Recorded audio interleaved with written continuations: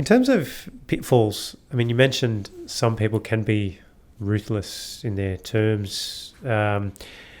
What are some of those, what can happen? I mean, you can lose you mentioned you can lose a site. Like, what do you...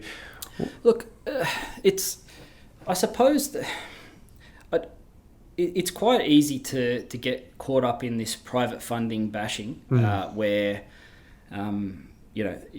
everyone brands the private funding spaces. There's a lot of sharks there. You got to watch out. You can lose everything.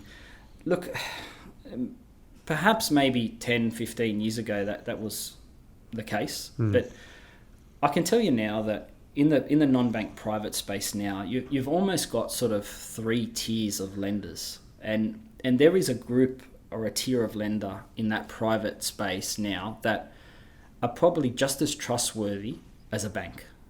So they're professional outfits. They've got boards. They've got very, very stringent compliance processes. They monitor everything. They do everything by the book, and they're a pleasure to deal with.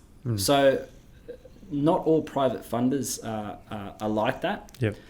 The second group is probably a combination of the first and the third, but probably more tiered towards the first. They're also very professional, good outfits.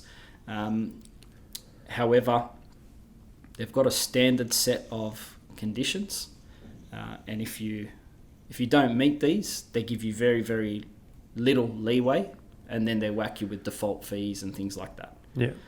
And then you've got a third group who are just predatory lenders. So they may want your site, and they'll lend to you when no one else will, because they want your site. And you don't know this, but you think, great, they're going to give me the money. But they will structure their documentation and their loan in a way they know you will fall over, and the second you fall over, they'll have someone ready to buy the site at a discounted price.